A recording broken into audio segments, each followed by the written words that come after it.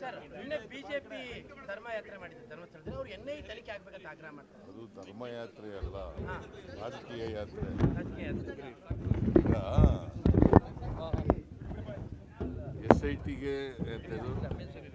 SIT ತನಿಖೆ ಮಾಡ್ತಾ ಇದೆ.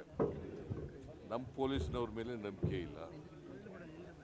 NIA ಮಾಡಿ ಅಂತ ಹೇಳ್ತಾರೆ ಅಲ್ವಾ, ತನಿಖೆ ಮಾಡಿ ಅಂತ. ಇದು ತನಿಖೆ ನಡೀತಾ ಇರೋದು ಯಾವುದು?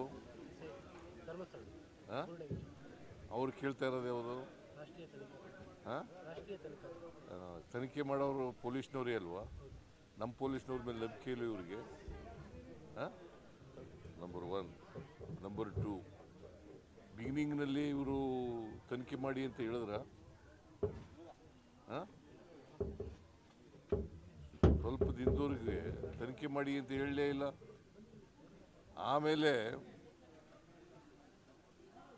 ಡೆಡ್ ಬಾಡಿ ಸಿಕ್ಕದೆ ಹೋದ ಮೇಲೆ ಶುರು ಮಾಡಿದ್ರು ತನಿಖೆ ಮಾಡಿ ಅಂತ.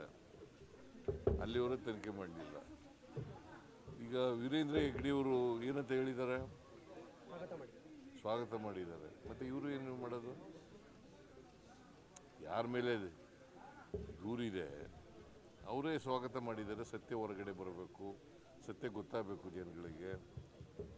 ಇವರು ನಮ್ಮ ಮೇಲೆ ಇದ್ದಂಥ ಅನುಮಾನದ ತೂಗುಗತಿ ಪರಿಹಾರ ಆಗಬೇಕು ಅಂತ ಹೇಳಿದ್ದಾರೆ ಅವರೇ. ನಾವು ತನಿಖೆ ಮಾಡಿಸ್ತಾ ಇದ್ದೀವಿ. ನಾವು ಯಾರು ಇಂಟರ್ಫಿಯರ್ ಆಯ್ತಾ ಇಲ್ಲ. ತನಿಖೆ ಅದು ಸ್ವತಂತ್ರವಾಗಿ ಮಾಡ್ತಾ ಇದ್ದಾರೆ. ಸತ್ಯ ಹೊರಗಡೆ ಬರಲಿ, ಗೊತ್ತಾಗಲಿ.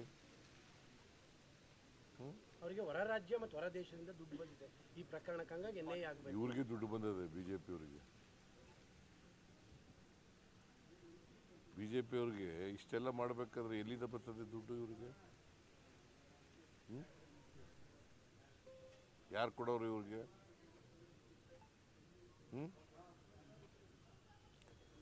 ರಾಜಕೀಯವಾಗಿ ಎಲ್ಲ ವಿಚಾರಗಳನ್ನು ರಾಜಕೀಯವಾಗಿ ಬಳಸಕ್ಕೆ ಹೋಗ್ಬಾರ್ದು.